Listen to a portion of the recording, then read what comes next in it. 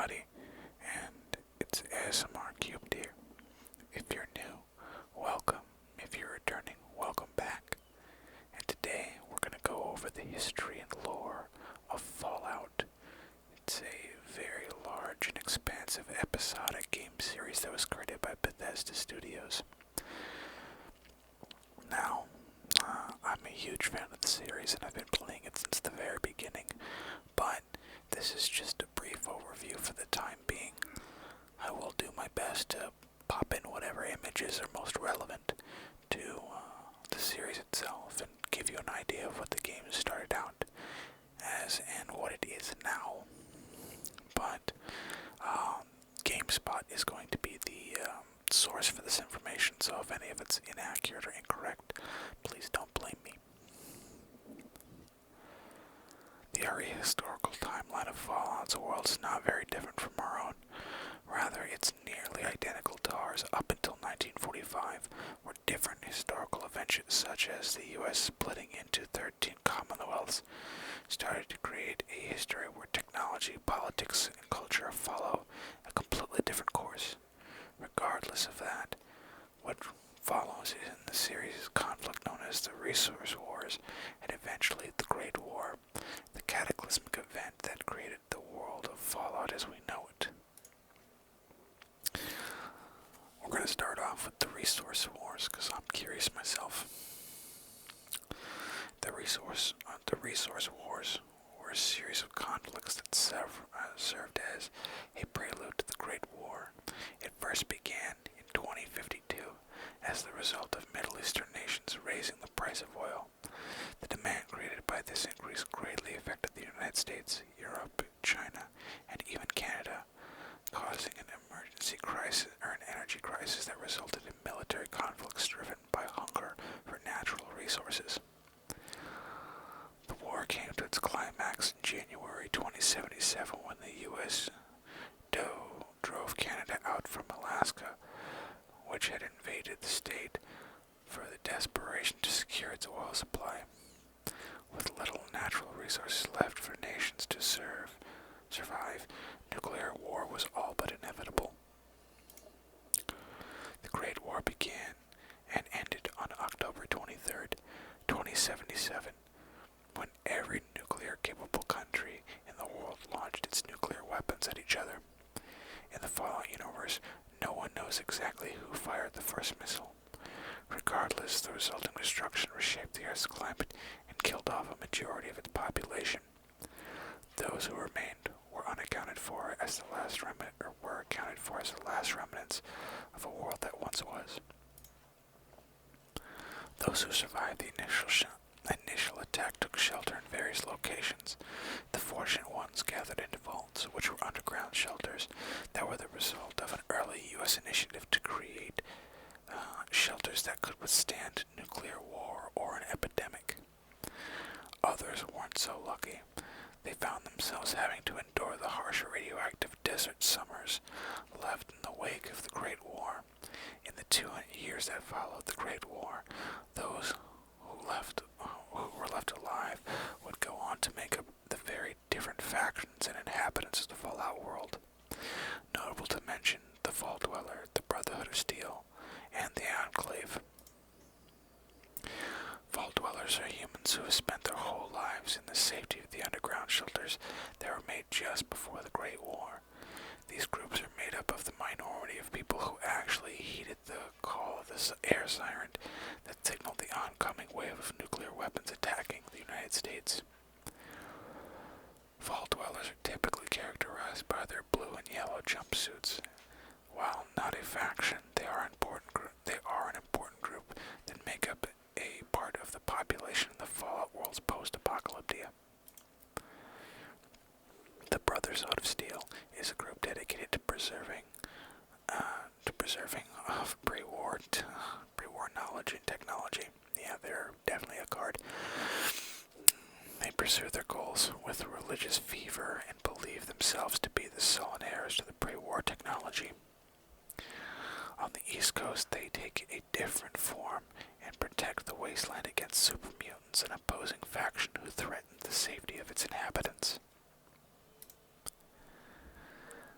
Enclave is a secretive political, scientific, and militaristic organization that is comprised of the descendants from the pre-war U.S. federal government. The Enclave's main goal is to wipe out all the mutated and irradiated beings in the waste, thus restoring the country back to its former self. Because of this, the Enclave is often the Fallout series' main antagonist.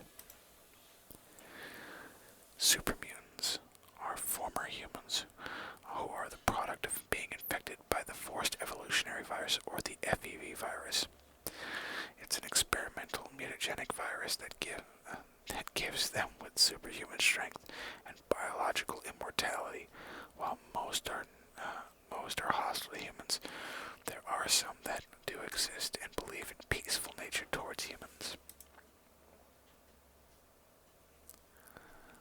Would it load, please? Thank you.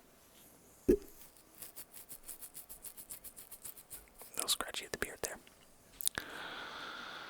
The events of the first Fallout game take place in Southern California and begin in 2161, 84 years after the Great War. It follows one of the inhabitants of Vault 13, who's tasked by the Overseer to find a replacement computer chip that pumps its machinery, is responsible for the Vault's water cycling. But upon finding the new chip, the Vault Dweller encounters a growing threat of an army of super mutants secretly led by a grotesque man known as the Master. To secure the safety of Vault 13, the Vault Dweller defeats the Master but is ultimately exiled from the shelter. It is for the greater good in order to preserve the isolation of its people. Fallout 2. After the events of the first Fallout, the Vault Dweller went on to start his or her own tribe of survivors. Fallout 2 takes place many years later in the year 2241, and the followers and adventurers of the direct descendants of the Vault Dweller are referred to as the Chosen One. The descendants is tasked with finding the Garden of Eden creation kit, or the GECK, a device located in Vault 13 that is capable of revitalizing the land.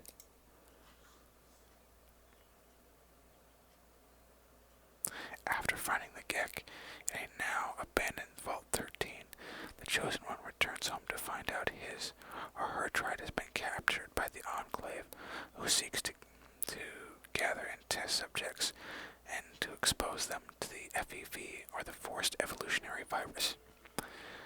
By doing this, the Enclave hoped to create an airborne version of FEV that only infects super mutants, and humanoid mutants, so that the wasteland can be purified of all impurity. The Chosen One eventually thwarts this plan and saves his or her tribe, as well as the missing inhabitants of Vault 13 who were kidnapped. The two groups band together to create a prosperous new community using the GECK. Fallout 3 takes place in the year 2277 in a region covered Washington, D.C. I'm sorry about that. I had to go fix that because cat's knocked over something. Okay, where was I? Fallout 3 takes place in the year 2077 in a region covered Washington, D.C., Northern Virginia, and Maryland. It focused on the inhabitants of Vault 101, who was forced a inhabitant of Vault 101 who was forced to flee when the Vault's overseer issues their arrest in response to a sudden disappearance of his or her father, James. After a successful escape, the Vault Dweller, who is referred to as the Lone Wanderer, searches and eventually finds James in Vault 112. It is then discovered that he fled Vault 101 to seek out information on the GECK. He could use it to activate Project Purity, a plan he originally conceived many years ago to purify all the water in the tidal basin and the entire Potomac River. James and the Lone Wanderer lead a team of scientists to the Jefferson Memorial to restart Project Purity, but the plans fail when the Enclave invade the memorial, which results in James dying. Forced to flee, the Lone Wanderer escapes to the home base of the Brotherhood of Steel, and praise of the Brotherhood of Steel and makes it a point to continue James's work by acquiring the Gek. But upon doing so, he or she is captured by the Enclave, and it is then revealed that the Enclave invaded the Memorial because they wanted to use Project Purity to infect the pure water it creates with a strain of FEV that only kills mutated life. The Lone Wanderer is given a sample of the new FEV and can either choose to self-destruct the Enclave's base or leave peacefully. I remember that, and I blew them up. With the Gek and the knowledge that the Lone Wanderer possessed, he or she has the means to activate Project Purity, but the control room with the activation code must be entered is flooded with lethal amounts of radiation. The Lone Wanderer must choose to either enter the code himself or send Sarah Lyons, a member of the Brotherhood of Steel, or one of the other party members, because that's not the only person you can pick. Whoever inputs the code succeeds in activating Project Purity, but inevitably dies in the radiation spikes. I know, it's kind of sad. Alright, now on to Fallout New Vegas. Fallout New Vegas takes place during the year 2281 and is set in the Mojave Wasteland, an area comprised of parts of Nevada, California, Utah, and Arizona. It focuses on a courier from the Mojave Express, known simply as the Courier. While delivering the package containing a simple poker chip, the courier is ambushed by a mobster named Benny, who steals the chips and leaves him/her for dead. But the courier survives the attack thanks to the aid of a man named Doc Mitchell, and then embarks on a journey to track down Benny and recover the stolen package. The courier finds Benny and discovers that the poker chip is a data storage device with a program that can increase the offensive capabilities of Securitron robots dotted around New Vegas. Reagan and New Vegas, roaming around New Vegas and a reconstructed wasteland version of Las Vegas. Benny was planning to use the program as a means of taking over the city. Despite finding Benny, the courier gets him or her caught up in a large conflict involving three different factions.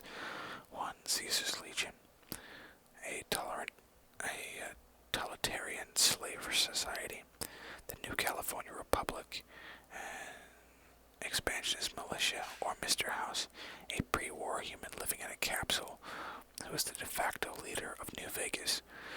Each are fighting for control over the Hoover Dam, which is still operational and supplying the southwest region with power and unradiated water. Depending on which faction the courier chooses the sides of, the courier will either end up helping conquer the dam, defending it, or connecting a system to a network so it can be controlled, or destroying the dam for good, bringing an end to the war over it.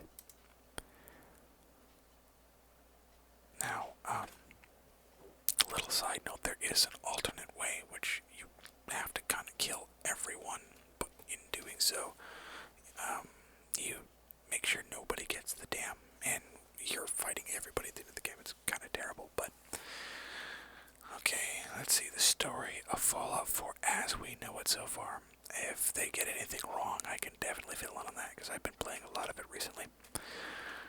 From what has been revealed, Fallout 4 will mainly be set in Boston, Massachusetts, as part of New England. The game will focus on a character who takes shelter in Vault 111 with their family, as the Great War is only beginning. It mysteriously takes him 200 years to reawaken from cryogenic sleep. And as he's awakening, his underage son is being stolen from the vault. The game takes place at the same time as Fallout 3 and is based on information from a replicant man side quest in the game. Oh, well, that's cool. Called the Commonwealth is also located there. Now, I don't want to give out spoilers, so I'm not going to do it. If you haven't played Fallout 4, you should definitely play it before that. But it is a good game. It's a fantastic franchise, and there's a lot more lore than just what I've mentioned here. And there are several wiki resources to access if you'd like to read up